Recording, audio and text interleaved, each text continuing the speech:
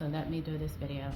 This video is in regards to Jonathan Lee Rich's, a response to Jonathan Lee Rich's. It goes by, his channel goes by JLR Investigates on YouTube.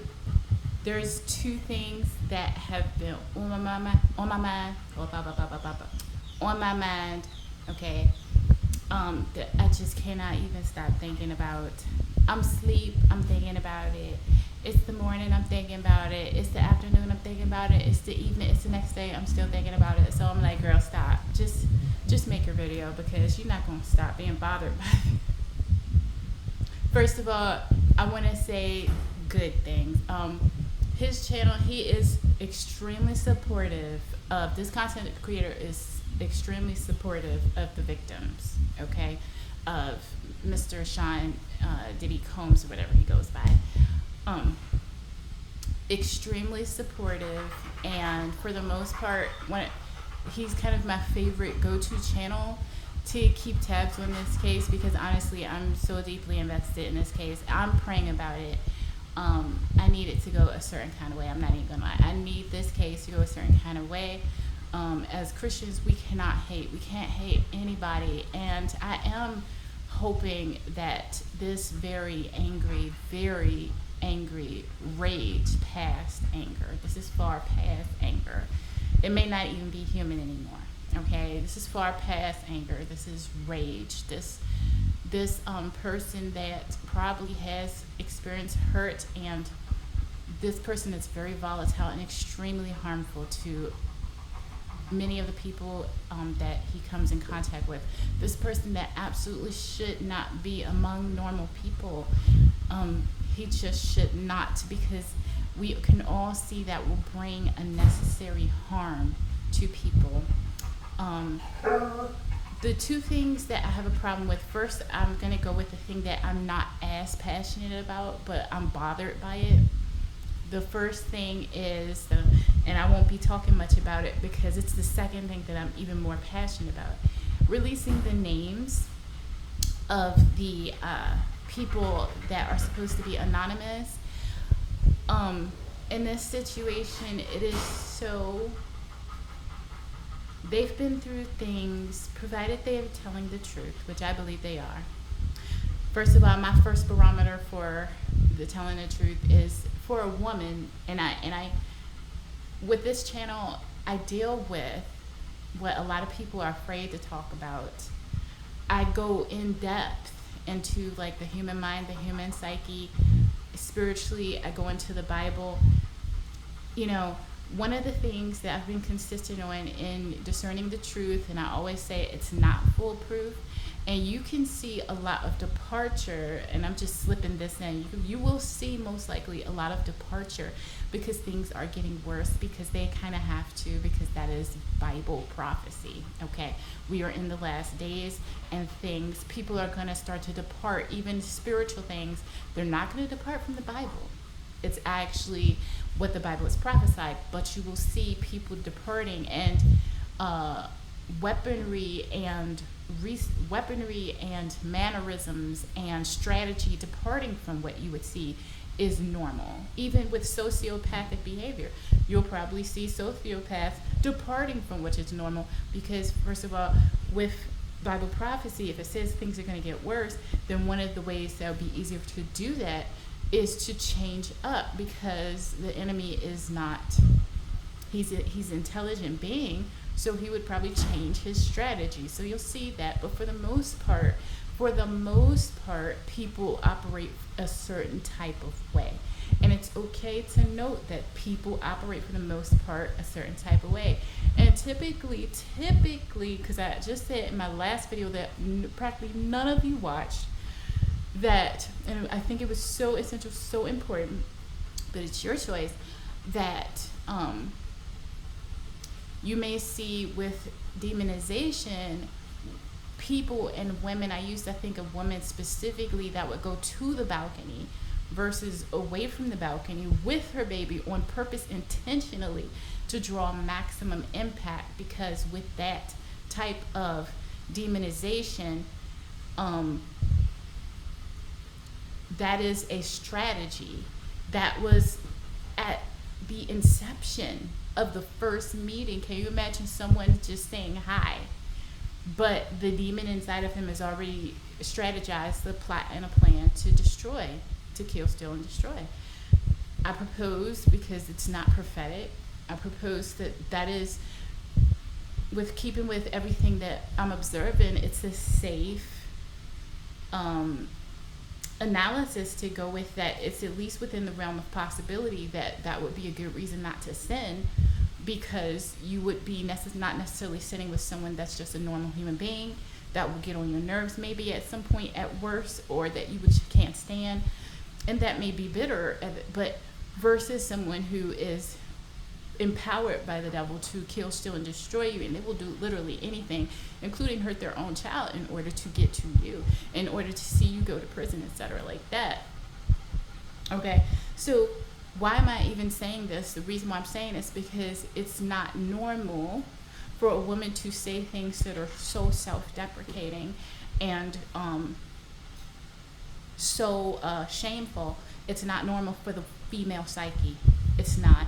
No normal women, and we know that I just said that people are probably going to depart from normal, but normal women don't want to be associated with being downtrodden, being spurned, being just thrown away, being deeply abused, being extremely promiscuous, having, like, most women don't want to be associated with that. So when a woman, frankly, I was getting tired, and I'm gonna just be real. I was getting tired, and I took a break from this particular woman's testimony, because I have difficulty with her decisions, with some of her decisions, and grew frustrated, while yet maintaining, of course, my love for her, and I believe she's telling the truth, and I believe she should get justice, right? And I do believe that she loves her child, but nonetheless, this man, I find it, I need him to go to prison and stay there. Out of all the women, I did not have much of a problem in that regard. I have a problem with what happened, but out of all the women, when Cassie was attacked, I don't believe she had any children, but this woman, out of all the women to make a crack whore, and I'm gonna say it, out of all the women to make a crack whore, somebody's mother, she has to drop someone off to school or rock a cradle. I'm not going to look up how old the child is. The child suffers regardless. And that is the second thing I want to talk about. So the first thing that I have a problem with Jonathan Lee Rich's JLR, whose channel rocks, by the way. I did not say I hate him. First of all, I can't do that. I'm Christian.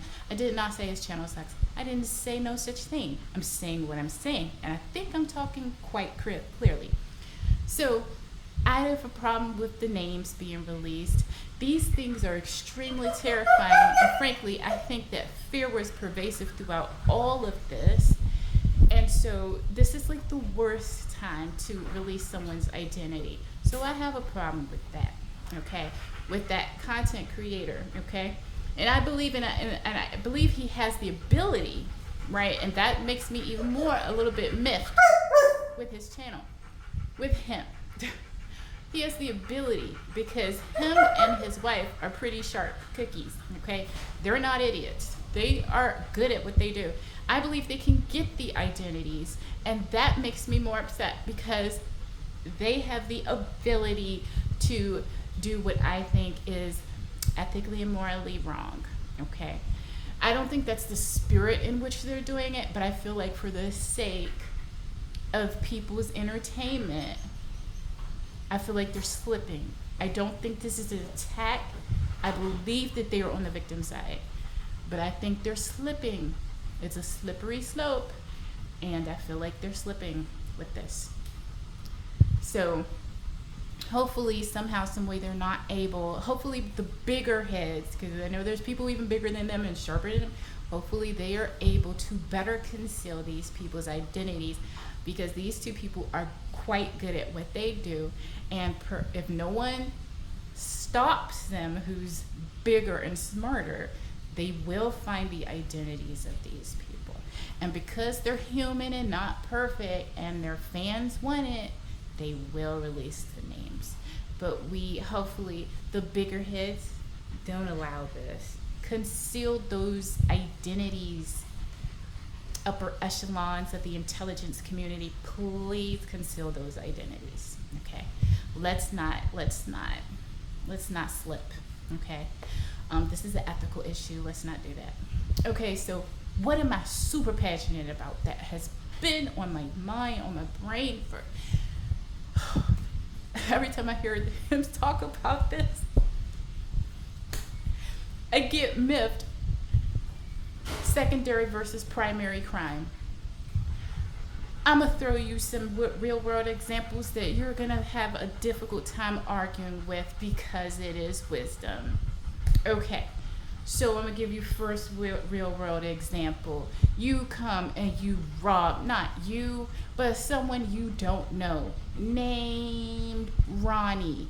Ronnie goes and he breaks into a house, and he is not trying to kill nobody, but he breaks into a house.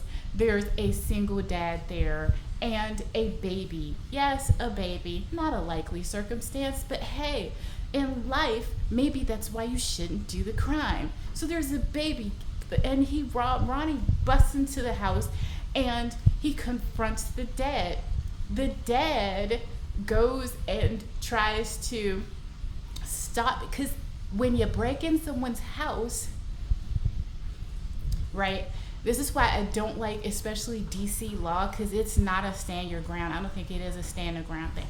How the heck am I supposed to know why you're breaking into my house? It's not like you're going to fill out some type of form like, well, I don't want to hurt you, lady. I don't want to massacre your whole family. I don't want to set your house on fire and burn alive. I just want to steal some food or some money. I just want your purse. Like, how the heck are we supposed to know that? So I'm miffed that DC is not a stand your ground state. Every state should be a stand your ground. How the heck are we supposed to know why they're breaking into our house? Are we supposed to read their minds? I'm done. But anyway, because I'm ranting now, but let me get back to my point.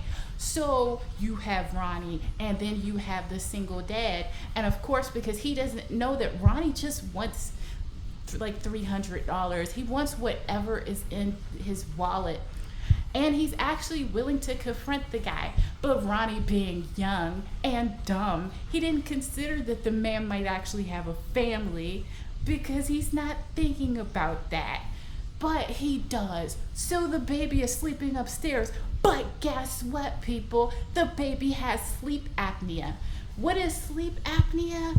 Well, you don't need to know what sleep apnea is if you're not robbing people's houses, and the baby upstairs might have it. But sleep apnea is when you have a baby and the baby actually forgets to breathe. So you're watching and monitoring that baby all the literal time, okay?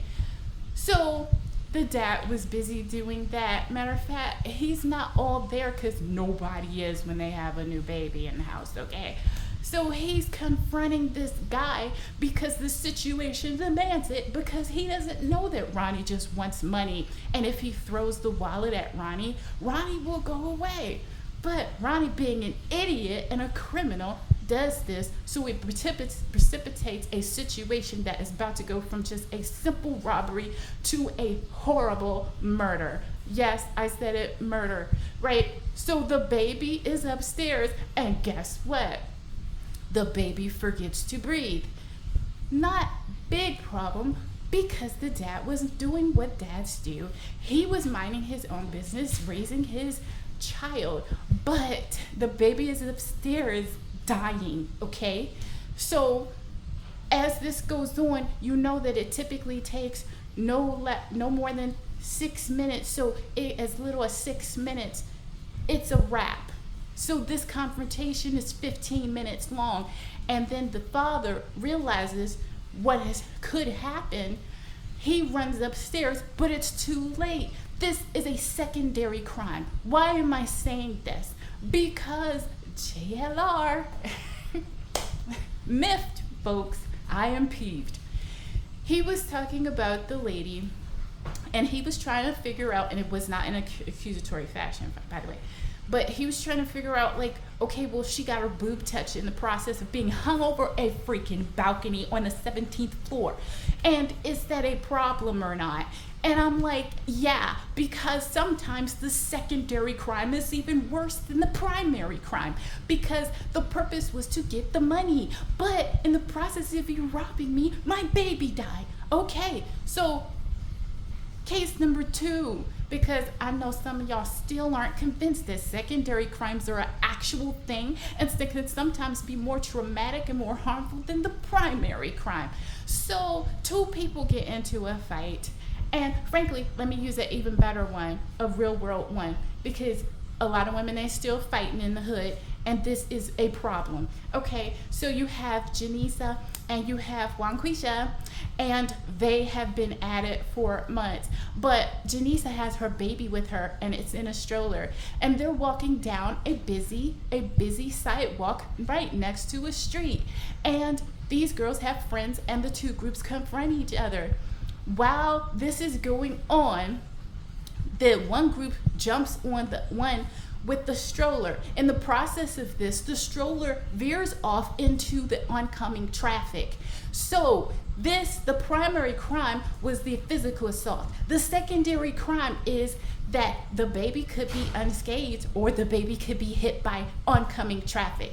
So is secondary crime still not much of a big deal? Let's go to something less severe, because I realize now y'all might be confused and stuck on the fact that I'm using homicide and murder versus something minor, like, I don't know, someone that you don't want touching your breast. Like, oh, that's minor to some of you guys. Seriously, why am I still single?